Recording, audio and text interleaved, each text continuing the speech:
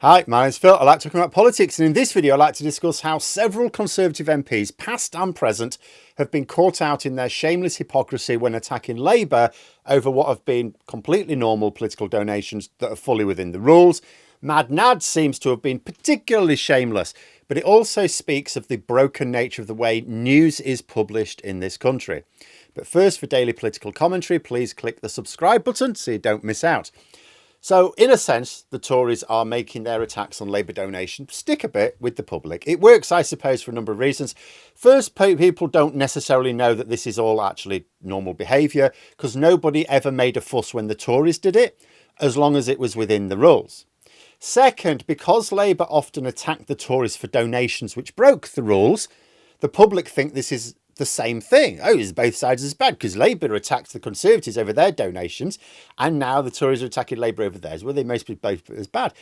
But the Tories are attacking Labour over legal donations within the rules and Labour attacks the Conservatives over donations that were not within the rules. That nuance has been missed out by the media. And one of the best tactics the Tories have ever developed over the years is convincing voters that everyone else is as bad as they are, so they might as well just keep voting for them. Third, people are, I suppose, going to be especially sensitive to the idea of freebies for wealthy politicians at the same time as those same politicians are asking us to hold on tight while they deal with the cost of living. Mind you, this third one is less serious because unlike the Tories, Labour intends to actually deal with the problem. In a few years' time, Labour should actually have a record to defend and be able to draw more confidence in their continued effort. But the Tories are very much throwing stones from glass houses here. Esther McVey, for instance, remember her, the so-called Minister for Common Sense, having a pop at clothes for Starmer and his wife, which were for the purposes of wearing on the campaign. She and her husband, also a Tory MP at the time, took freebies worth £18,000 in 2 months, as reported a few years ago. I mean, she thought that was absolutely fine when she did it, and indeed it was within the rules. But surely Nads is the one with the most cheek when it comes to this sort of criticism, because a lot of her stuff was not within the rules at all. In her case, she was having a pop at Angela Rayner, by the way, rather than Keir Starmer, saying that, oh, she grew up as working class background, where I grew up, you see. There was never any question of accepting out for out, in her words. This would be the Nadine Dorries who said she would resign from Parliament, then spent several months not resigning from Parliament, still drawing her salary, but not doing any work either in her constituency or in Westminster, who employed her 2 daughters on a whack-eye salary at the taxpayer's expense for doing basic clerical work, like £80,000 for 2 kids to do a bit of clerical work. We paid for that. Who buggered off to do I'm a Celebrity whilst Parliament was in session, so was again drawing the MP salary for doing no work, and also took a severance payment from her time as Culture Secretary under Boris Johnson, which she was not actually entitled to. It was a mistake. Now, she said she'd repay it, but the thing is, I can find lots of news articles about the fact that she was paid this erroneously, and then lots of news articles of her saying she'll pay it back 6 months later. Can't find any where it actually says, oh, she's paid it back now. That being said, absence of evidence is not evidence of absence. Maybe she did pay it back. But all of this stuff that she did, this was against the rules. There was also plenty of so-called freebies out for out as an MP and minister, just as with the Labour MPs that she's criticising, which were actually within the rules, which of course should be the focus in the media. But so-called journalists are spending more time having a go at legal donations within the rules, for which not a penny of public money has been given to the donors in return, which is crucial. I mean, there was a call on LBC raising this basic point with the right-wing commentator Nick Ferrari. He said that when Boris Johnson was facing him, he'd just be talking about lamb recipes. Now, Ferrari seemed to object to this characterisation. I don't know if there really is an interview where Nick Ferrari actually lets Boris Johnson talk about lamb recipes instead of putting tough questions to him. But the general point is the media gives a light touch to the Tories when there's real impropriety going on, then hammer Labour over anything you can possibly spin into maybe being dodgy, even if it's all within the rules. I mean, you know, this is 2-tier journalism, isn't it? And whenever a Tory interviewer claims, oh, I did ask tough questions, Nick Ferrari said, you can find it, I asked tough questions of Boris Johnson. I would say go back and listen to these interviews, because this is how their tricks work, right? So genuinely, they would sometimes ask a pertinent question of a senior Tory minister. Actually, a question it's like, okay, that is the right question to ask. That way, later on, they get to say, I did ask the tough questions. But listen to the interview. What happens, right, is the Tory responds with an evasion or even an obvious lie. And the interview, instead of going, hang on, you haven't answered the question, or no, that's already been debunked, that's not true, they would generally carry on with another question. They'd never follow it up. With Labour, they'll keep at it, even if they do get a satisfactory answer. And the reason they keep at it is because they don't want to have time to ask real questions. And that's with broadcast media. Now, actually, broadcast media have standards. In fact, we actually have decent regulation of broadcast media in the UK compared to a lot of other countries. We just don't enforce it very well. But they cannot afford to be as obscenely dishonest in their reporting as the press, because there could, in theory, be real consequences for that. But the press, in fact, anything outside broadcast media, has very few rules.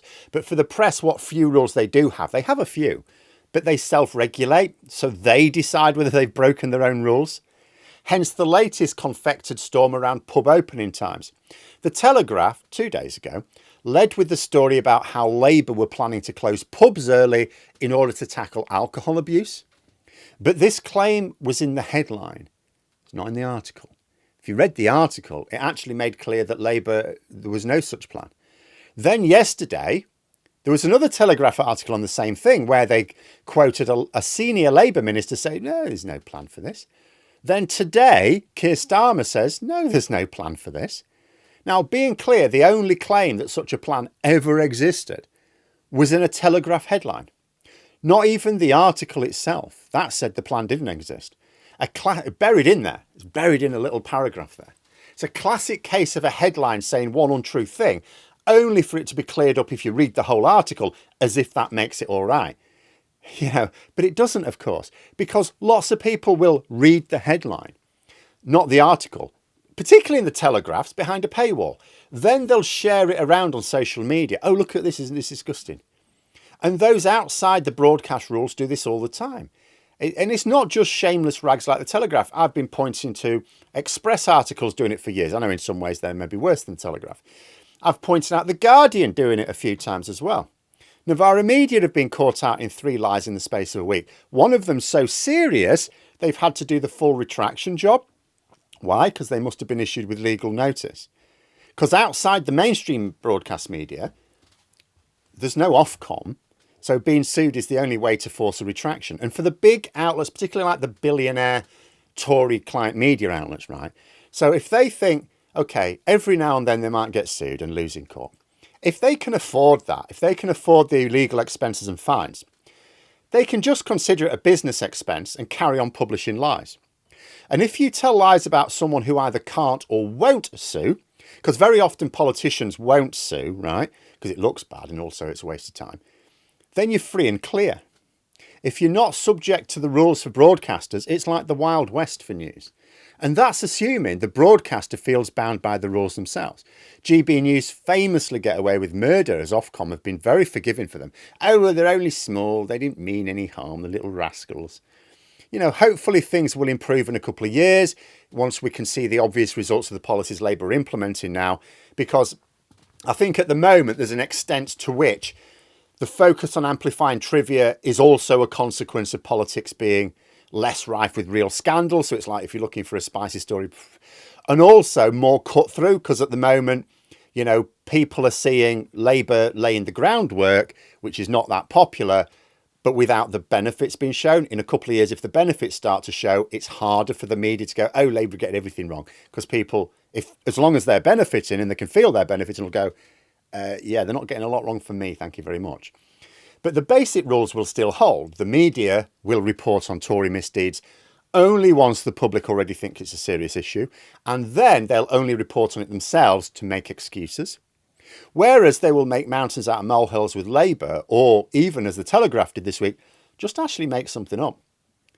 And what are the consequences for the Telegraph just making something up? Well, more business, ironically, more clicks. The Telegraph published their original article 2 days ago, got clicks. Then they got to publish another the next day, yesterday with a senior minister going, no, there's no plan for here. More clicks. Second article, brilliant. Then Starmer denies it today for the definitive denial from the horse's mouth. More clicks again. They're actually rewarded for telling lies. And this is the problem. Labour should really address this. You cannot have a situation where the press can think, I will publish this story and that'll get some interest because it's a spicy story. And then we'll get a retraction so we can publish another story. Brilliant. And it's like I say, the water pollution issue. Steve Reed, who's the Secretary of State dealing with it, was once again this week saying how he was going to make water company executives criminally responsible for their companies breaking the law on pollution. They should apply the same sort of personal responsibility much more widely. You know, the press should be the top priority, really. But there we are. Those are my thoughts. Let me know yours in the comments below. If you enjoyed the video, please click the like button. And if you'd like to support the channel further, you can join for memberships. Thanks for watching. And until next time, I'll see you later.